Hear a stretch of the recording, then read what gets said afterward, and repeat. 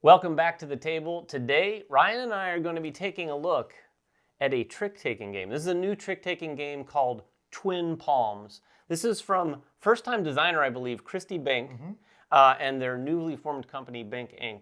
And like many trick-taking games these days, this one does a few new things that make you go, oh, wait a minute, and kind of hurt your head for a second and make you have to think about trick-taking games all over again. Yeah, but you know what I gotta say? The theme is so chill for this game. It is a chill theme. I love this idea. It's so beachy, and like the scoreboard looks like a beach, and you're collecting seashells for points, and even your cards have little like parasols on them. It's very cool, and it kind of sells the idea that this is like supposed to be a relaxing game. Like, yeah, this is just a fun trick-taking game where you're just really trying to not think too hard about it, because I think if you try to think too hard, you're just gonna hurt your brain. Yeah, that's true. Because there's a lot happening. Yeah, there is a lot happening, and as much as I'd like to say I don't have to think about playing this trick-taking game, you do. One of the first things to mention about this, the name Twin Palms, palms is one of the suits. Now, depending on what level you play this game at, there's sort of normal, oh yeah, that's there's true. advanced, and then there's expert. There may be more suits, but in the normal mode, which is mostly what we're going to be talking about today, there are palms and there are dolphins. That's true, and when you add in the more suits, it does become more of a thinky game, I think, for sure. Absolutely. But we've played 2-player. This game can play up to, what, 4 players? 5 players. 5 players. Yeah, and the game length is going to change. You're playing over a number of rounds. And the actual turn-to-turn gameplay of what you're doing is pretty simple. If you've played trick-taking games, you'll probably understand this. But what's unique here is that you're always playing 2 cards at one time.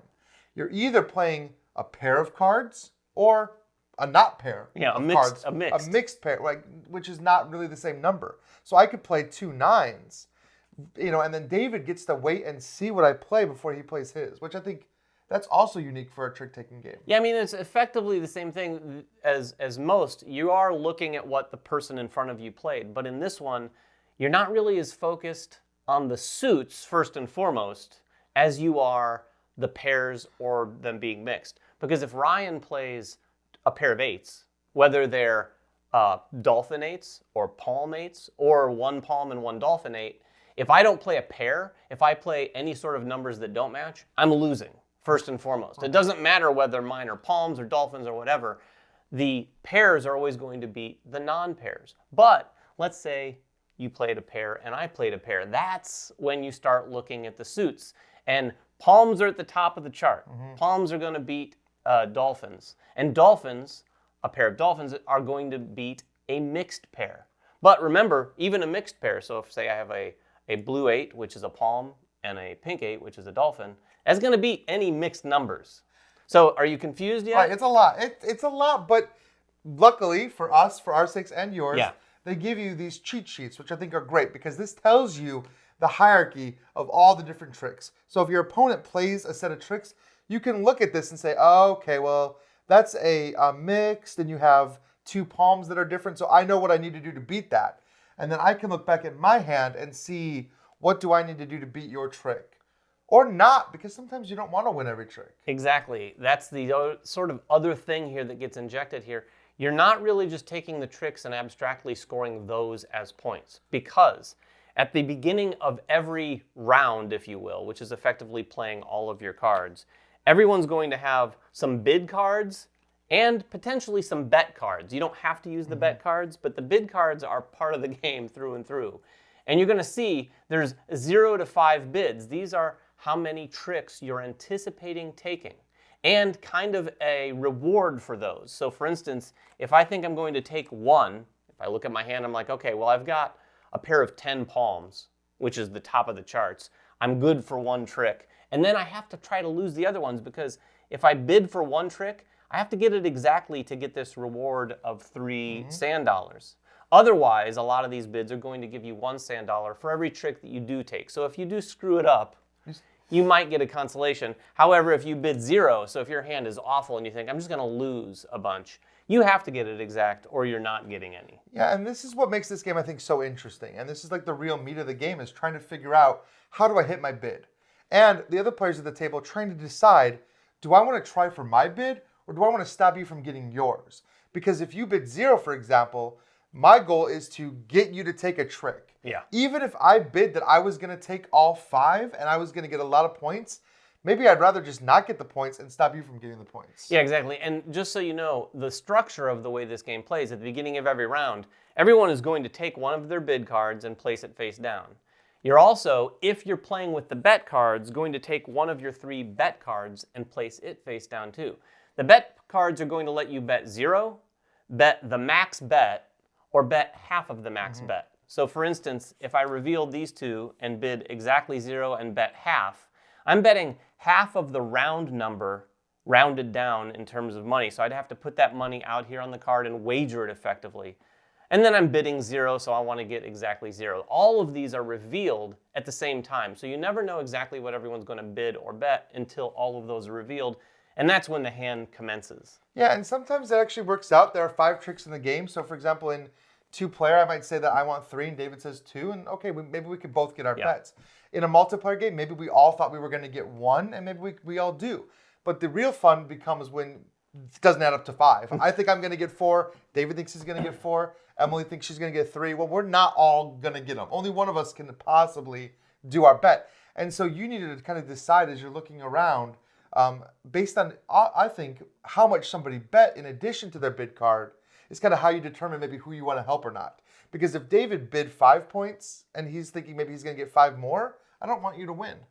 No, absolutely not. It really gets kind of more complicated than you might think because you're just going to be, in fact, when you first start playing this game, I think you'll start playing a few hands, and if it hadn't occurred to you before, there's going to be a moment in like the 3rd hand where you're like, oh, you might force feed me some tricks that I don't want. Right, exactly. And that's part of that relearning that you have to do with a lot of new trick-taking games, and this one is no different. And then we haven't even begun to talk about advanced and expert mode. So in advanced mode, there's a few more things on this hierarchy of cards because they're going to introduce sunglasses. Sunglasses are sort of bottom of the rank. It's palms, dolphins, sunglasses, and then mixed pairs, and then palms, dolphins, sunglasses, and mixed pairs again. So it introduces a 3rd suit, which is going to complicate things a little bit further. Yeah. That makes things pretty interesting. If you want them ridiculously interesting, go to extreme mode, where all of those suits are involved, but now they've broken down the mixed pairs. Because one thing we haven't talked about is if we both play a mixed pair or mixed non-pair, how does that come out? So if Ryan, say, for instance, plays, or I play, a 1 and an 8. So it's mixed and it's not a pair. And then you played a mixed pair of a 2 and a 6. The first thing you're going to look at is the highest card. His highest is a 6, mine is the 8. Mine's better than his, it wins. Now, if he'd happened to have an 8 as well, then the 8s would then sort of cancel each other out, and then we'd go to the dolphins. In that case, he would have won with a 2 and an 8 versus my 1 and 8 because his 2 beats the 1.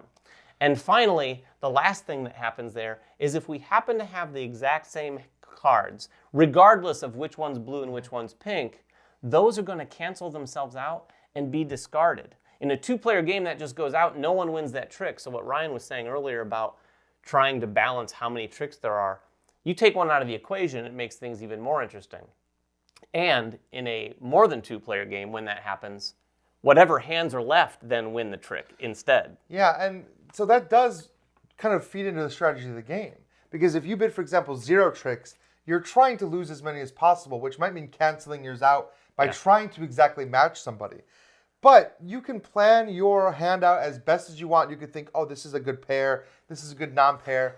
But then somebody plays something and you realize, oh, I need to lose this. Yeah. And you play something and then you realize, oh, all I've got left is a winning hand. Like, I left myself with 2 palm 9s, which is like a great hand. And it's like, shoot, I'm going to win one. And it's like, how do I not win this? And it becomes very difficult sometimes in those cases to meet your bid. Yeah, the timing with when you're using their cards and then how you're sorting them.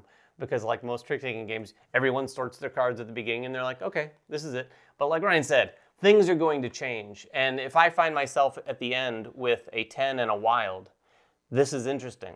Because there are a few wild cards in the deck. This wild, when I play it, can be anything I want it to. It has to be a palm in this case, but it can be any value. So if I want to win that trick, I could say it's a 10. Right. But if I want to lose that trick, hopefully I could say it's a 1 or a 0 or something like that, so that it's a non-pair, maybe to a pair that he played or something. But it gives you a little flexibility. Those wild cards are better than you even think, because you think, oh, I can just use these to make a good solid pair. Sometimes you might want to use the wild cards to make a complete non-pair. Right, a 0-0. Oh, I lost. Yeah, okay. Well, 0-0 is a pair. Well, 0-0 is a pair. 0-1 might be a better losing trick. So yeah, I mean, it is luckily, I mean, it sounds like a lot. I'll say that. It sounds like a lot, but no, yeah, if you just go down that checklist, that hierarchy checklist, I mean, it's pretty easy actually to determine where you're standing in the trick, if you think you have a chance of winning it or not. Yeah, so twin palms, this is sort of the newest trick-taking game coming onto the scene. We've played it at 2 players, like Ryan said. It plays all the way up to 5 players. I do think once you learn the game, it would be a kind of a chill experience. And I do think, I'm guessing that the theme comes from their idea of where you might play this game. Yeah, like playing this game at the beach. You're on a beach vacation, something like that.